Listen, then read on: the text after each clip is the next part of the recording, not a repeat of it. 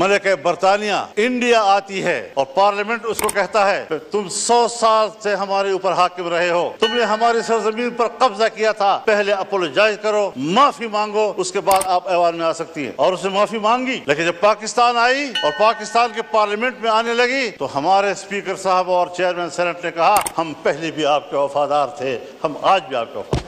یہاں پر آپ نے عزم استحکام کوئی آپریشن کے نام سے کوئی کیا چیز کر دی ہے۔ میں نے کہا ہمیں تو 2010 سے مار کھا رہے ہیں انہی آپریشنوں کے ہاتھ سے، دہشت گردی کے خلاف جنگ، دہشت گردی کے خلاف جنگ۔ کیا دہشت گردی کے خلاف جنگ یہ بین الاقوامی ایجنڈا نہیں ہے؟ اس پہلو کو ہم کیوں نظر انداز کر رہے ہیں؟ میں خود برطانیہ میں ایک موقع پر یوم پاکستان تھا اور میں میئر کے آفس میں گیا، پاکستانی کمیونٹی وہاں جمع تھی۔ مجھے کہا مولانا صاحب ان بلڈنگوں کو دیکھو، یہ ان کے نہیں ہیں، یہ ہمارے اپنے ہیں، ہمارا مال لا کر چوری کر کے انہوں نے یہ بلڈنگیں بنائی ہیں، یہ ہندوستان کی ہے، یہ بر صغیر کی ہے۔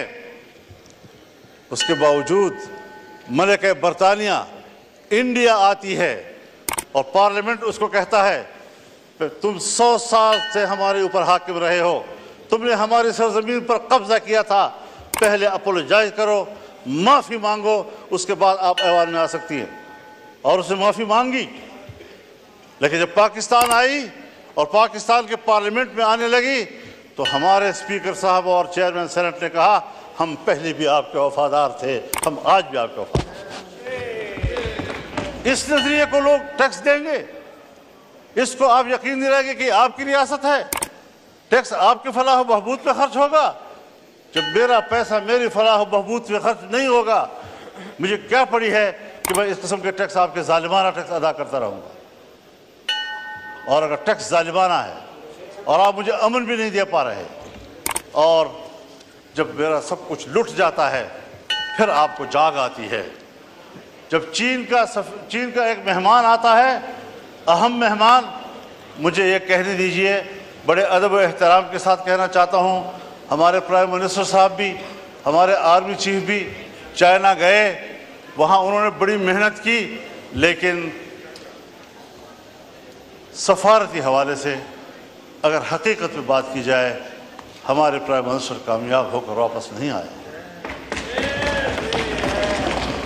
مولانا صاحب کائنڈلی اور ساتھ مختصر کر دیجئے، آج بہت لمبا دن ہے۔ ان کا مہمان یہاں آیا، جی ہاں، ہم سب لوگوں کی خدمت میں حاضر ہوئے، مہمانداری کی، اور ہم نے ان کو اپنی بھرپور حمایت، تائید، دوستی سب حوالے دیے، انہوں نے بھی سب وہی حوالے دیے، لیکن ایک جملے میں اس نے ہمیں جواب دے دیا کہ پاکستان میں اب بھی سیاسی استحکام نہیں ہے، پاکستان کی سیکورٹی اب بھی ٹھیک نہیں۔ آپ بتائیں کہ کس بنیاد پر وہ انویسٹمنٹ کریں گے یہاں پاکستان میں؟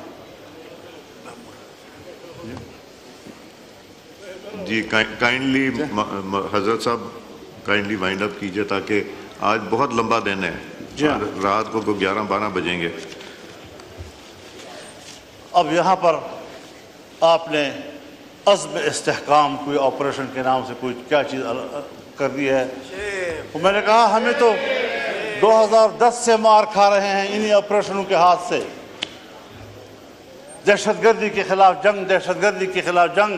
کیا دہشت گردی کے خلاف جنگ یہ بین الاقوامی ایجنڈا نہیں ہے؟ اس پہلو کو ہم کیوں نظر انداز کر رہے ہیں؟ باجوہ صاحب نے مجھے کہا، میرے سامنے بات کی کہ میں نے باڑ لگا دیا ہے، فخر سے کہتا تھا میں نے باڑ لگا دیا ہے، کسی کا باپ بھی نہ افغانستان جا سکتا ہے نہ وہاں سے آ سکتا ہے، کوئی دہشت گرد نہیں آ سکتا۔ اب موجودہ آرمی چیف فخر سے کہتا ہے میں نے باڑ اکھاڑ کے پھینک دیا۔ اب پتہ نہیں وہ حب الوطنی ہے یا یہ حب الوطنی، وہ مسئلے کا حل تھا یا یہ مسئلے کا حل ہے۔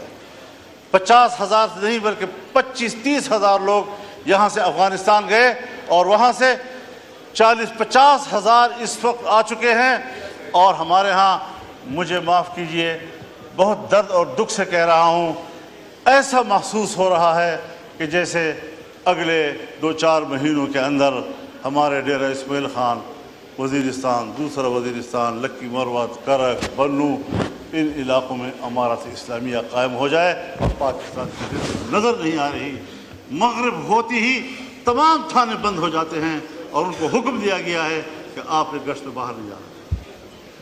یہ ہے آپ کی ریٹ. جی ٹھیک ہے. کہاں کھڑے ہیں ہم لوگ؟ تو فکر بندی کی بات ہے حضرت. جی یہ آپریشن میں نے پہلی بھی عرض کی ہے، آج بھی کہتا ہوں، یہ عزم استحکام نہیں، یہ چین کو جواب دے رہے ہیں کہ جس عزم استحکام کی بات کی تھی آپ نے، اب ہم وہ استحکام لانا چاہتے ہیں، لیکن ہر چند کے ہے نہیں ہے. یہ استحکام عزم نہیں ہے، یہ عدم استحکام کی طرف ہم جا رہے ہیں. ہمیں سوچنا پڑے گا. میں کم از کم تضادات کا شکار نہیں ہوں، میں فکری یکسوئی کا علمبردار ہو کر آپ کے سامنے بات کر رہا ہوں کہ اس طریقے سے اگر آپ قوم کو ہانکتے رہیں گے، پاک پی ڈبلیو ڈی کو آپ ختم کر رہے ہیں، ہزاروں ملازمین کو آپ بے روزگار کر رہے ہیں، اتنا بڑا محکمہ جو پاکستان سے پہلے کا ہے، ان تمام محکموں کی ماں ہے، آپ نے کس سے مشورہ کیا؟ میں تو یہ دعویٰ بھی کرتا ہوں کہ یہ جو عزم استحکام پالیسی آپ لا رہے ہیں، اسٹیبلشمنٹ کا بھی آپس میں مشورہ نہیں ہے. ان کی بھی کچھ لوگ کچھ کہہ رہے ہیں تو دوسرے لوگ کچھ کہہ رہے ہیں. باہر آپ کچھ بیان دے رہے ہیں، پرائم منسٹر ہاؤس کا بیان کچھ آ رہا ہے اس کے بارے میں. یہ چیزیں سیدھی کرنی ہوں گی، اس پر مشاورت کرنی ہوگی، یکسوئی پیدا کرنی ہوگی. بہت ہم پٹ چکے ہیں. ایک زمانہ تھا میرے گھر کے، میرے گاؤں کے قریب سے بھی یہ نہیں گزرے تھے، آج میرے گلی کی دیوار کے ساتھ گزر رہے ہیں اور وہاں کھڑے ہوتے ہیں. ہم کہاں کھڑے ہیں؟ ریاست نے ہمیں کہاں کھڑا کر دیا ہے؟ کیا ہم ایک شہری کی حیثیت سے ریاست پر کوئی حق نہیں رکھتے؟ تو اس ساری صورتحال میں دیکھیں، آپ کی جمہوریت اپنا مقدمہ ہار چکی ہے، پارلیمان اپنا مقدمہ ہار چکے ہیں. جب آپ الیکشن میں دھاند لیا کریں گے، اسٹیبلشمنٹ دھاند لیا کریں گی، جعلی پارلیمنٹ وجود میں آئے گی، تو پھر یہی اثر ہوگا کہ عوام آپ پہ اعتماد نہیں کرے گی. جی شکریہ مولانا صاحب، مہربانی مائک کھولیں. کو بنائیں، جی مشاورت کے عمل کو وسیع کریں. ٹھیک. آپ پر ذمہ داری ہے، آپ کو نہیں لینی چاہیے تھی ذمہ داری. میں نے مشورہ آپ کو دیا تھا کہ یہ پنگا مت لو، لیکن آپ نے پوچھا پنگا کسے کہتے ہیں، تو میں نے کہا وہ پھر لے کر ہی پتہ چلتا ہے اس کو.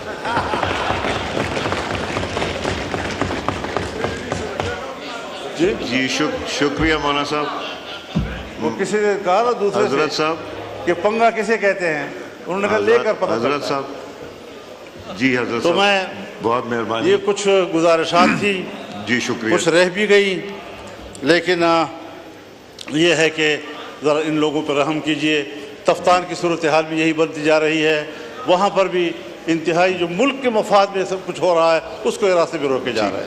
بہت مہربانی. میں آپ کا بہت شکر گزار ہوں، اور میں نے اگر دخل در معقولات کیا ہے اور آپ کے نظم و نسق کو متاثر کیا ہے، اس پر آپ سے معذرت خواہ بھی ہوں. لیکن بہرحال درد دل تھا جو آپ کے سامنے رکھا ہے اور پوری قوم کے سامنے رکھا ہے، اور انشاءاللہ یہ درد دل کا سلسلہ چلتا رہے گا انشاءاللہ. شکریہ.